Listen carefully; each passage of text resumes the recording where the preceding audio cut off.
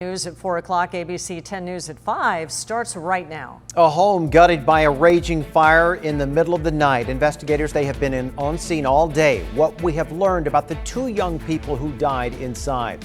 Plus, can California reach herd immunity before the rest of the country? Why one doctor thinks that possibility is just weeks away from happening.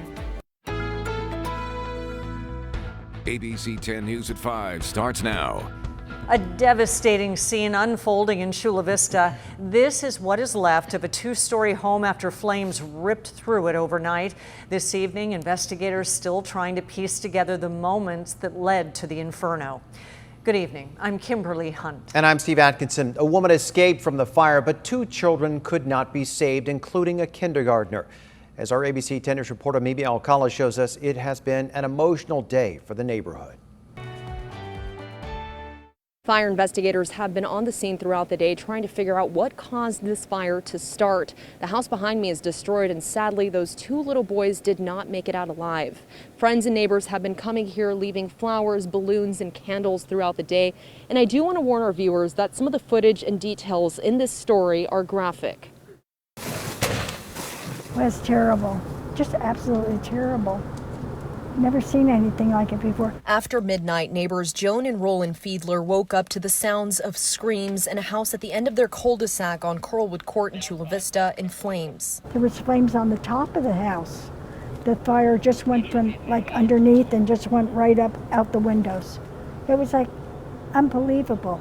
You know, the swirling, the roaring sound. Chula Vista firefighters arrived to the house in about 5 minutes after 911 calls, but this was the scene.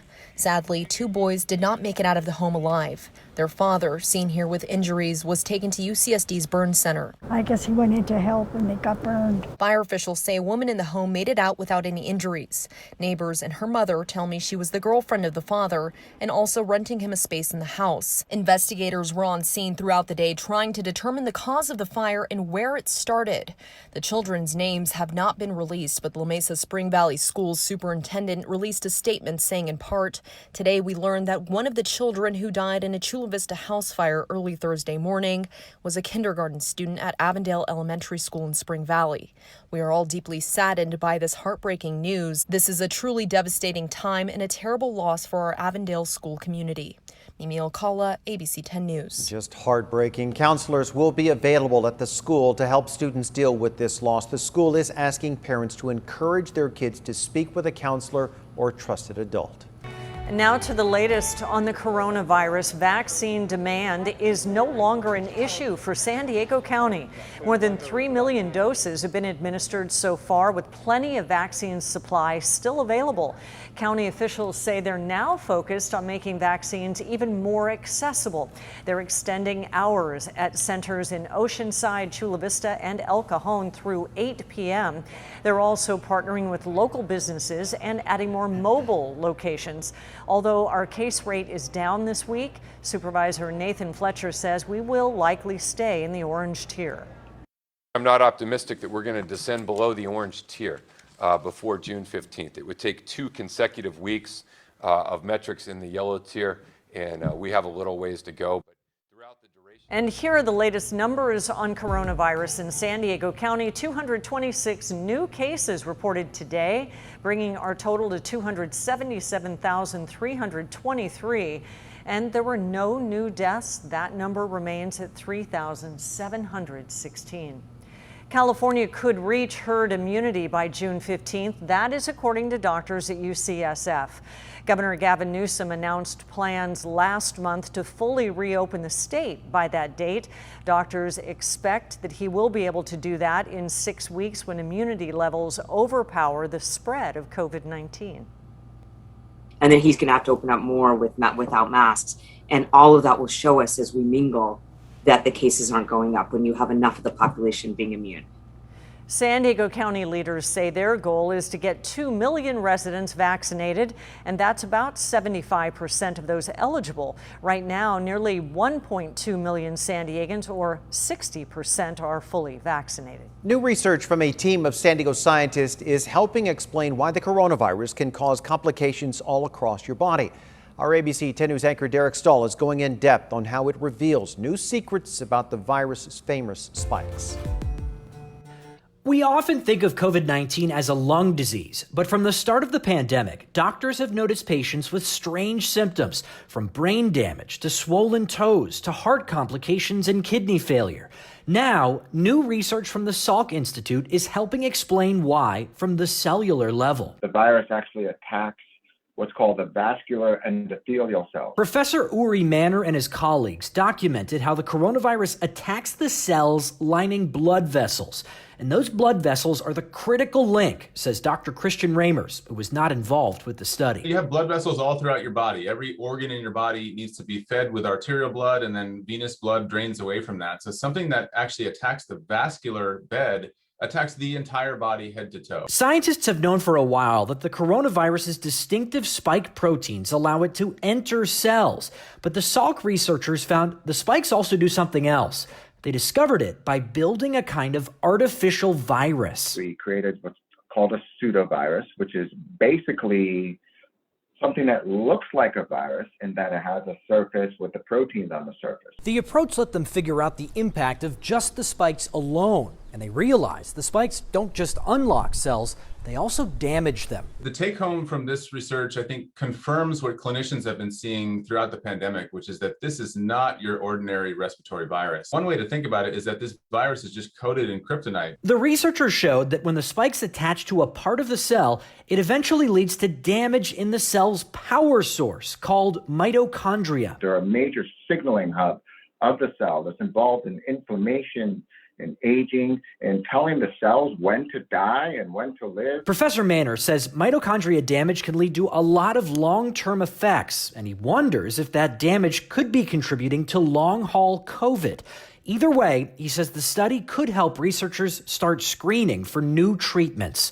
Derek Stahl, ABC 10 News. An amazing discovery. The annual Miramar Air Show has been canceled again this year because of the pandemic. The Marine base puts on one of the largest military air shows in the nation. It's estimated the event draws more than 500,000 people for that three-day event. Last year, of course, the show went virtual. That won't be the case this time around. Miramar says it is now preparing for the show to return in 2022. You can follow any developments surrounding the pandemic by downloading our free mobile app. Just go to the App Store and search 10 News. 5 days and counting, Scripps Health is still dealing with the far-reaching effects of a cybersecurity attack. And ABC 10 News anchor Lindsay Pena spoke to one patient frustrated and struggling to get care. Mendy Zugschmidt normally goes to Scripps for her care. She's struggled with health issues, including autoimmune diseases and type 1 diabetes for years. But the recent cyber attack has left her feeling helpless. I'm at their beck and call of just waiting for a referral. That's all I'm waiting for a referral to go get a biopsy done on my intestines.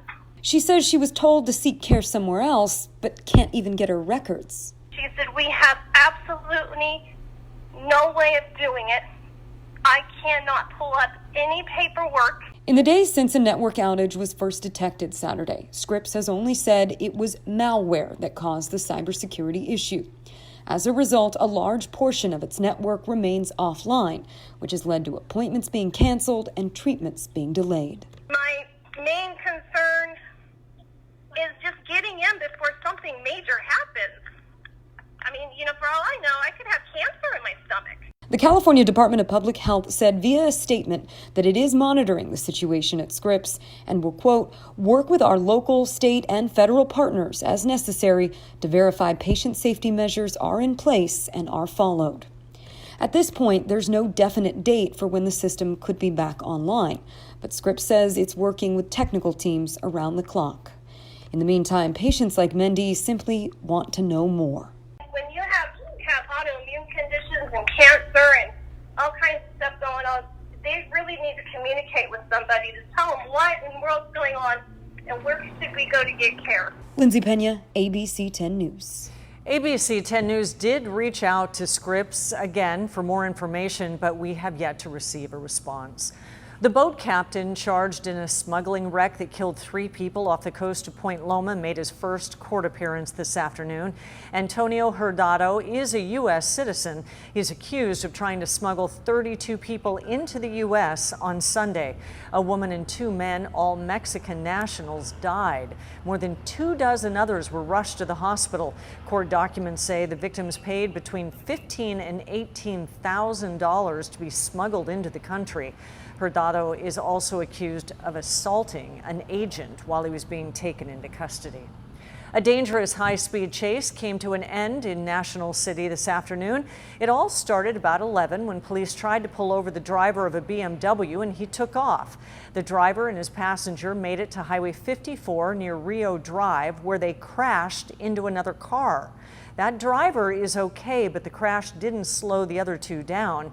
They continued to drive toward 30th Street and L Avenue, where police threw out a spike strip. Well, it popped all 4 tires on the car. The driver and his passenger were taken into custody. It is still not clear why the driver didn't stop. President Biden is taking his sales pitch for his $2.3 trillion infrastructure plan directly to Republican voters. As ABC's Alex Perche reports, the president was in the South today to make his case. President Biden traveling to the red state of Louisiana, pushing his jobs, education, and infrastructure plans. The president has proposed more than $4 trillion in new spending, using the backdrop of a bridge over Lake Charles to push that infrastructure reinvestment. I've never seen a Republican or Democrat road. I just see roads. Today's latest jobless figures showing the number of Americans filing first-time unemployment claims fell to the lowest level since the pandemic began, and better than economists expected. The president saying his big picture ideas would drop those numbers even further. So we can modernize bridges and roads and highways that need it most, putting people to work. Biden is planning to fund his multi-trillion-dollar proposals by increasing taxes on corporations and raising taxes on those making more than $400,000. But the optics here are intentional. Mr. Biden visiting a red state looking to appeal to Republican voters and lawmakers. But back in Washington, hopes of a bipartisan agreement hitting a roadblock, as Senate Minority Leader Mitch McConnell says 100% of his focus is on stopping the Biden agenda. Republicans offering a $600 billion infrastructure plan, which is about a quarter of what Biden is looking to invest. I'm still hoping the administration will pivot to a more centrist position, and that's where I'm spending my time and focus. The latest ABC News Ipsos poll shows slightly more than 50% of Americans believe Biden is compromising the right amount with congressional Republican leaders. Nearly 2 in 5 think he's doing too little. But 2/3 of those surveyed say GOP leaders aren't doing enough to compromise with Biden. McConnell and House Minority Leader Kevin McCarthy will join Speaker Pelosi and Senate Majority Leader Chuck Schumer at their first bipartisan White House meeting next week. Alex Perche, ABC News, Washington.